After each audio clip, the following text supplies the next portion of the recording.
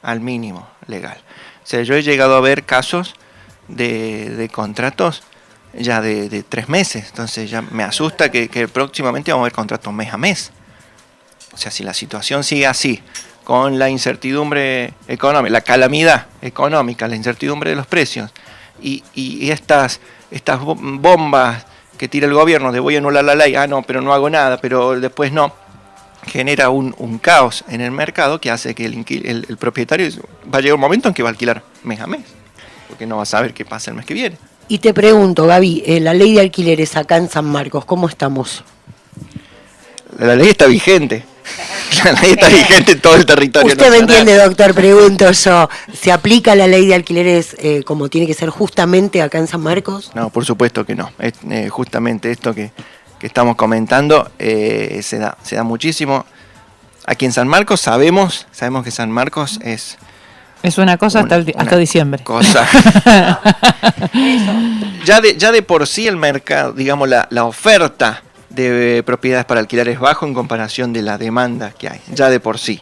A eso se suma este factor de que en diciembre cambia todo y quieren que las propiedades se desocupen.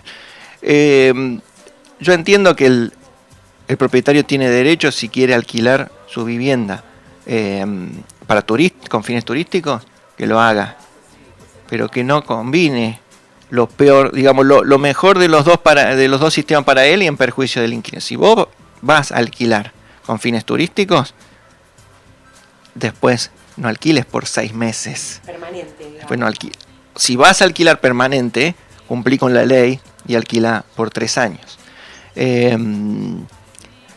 Acá en San Marcos, no, muy difícil.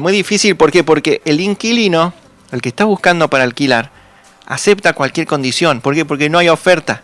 Porque no hay oferta, porque necesita entrar a por vivir. eso podemos decir que realmente el que alquila está siempre en una situación de vulnerabilidad. ¿No? Porque me parece, a ver, no sé, pero si uno pudiera elegir, es propietario.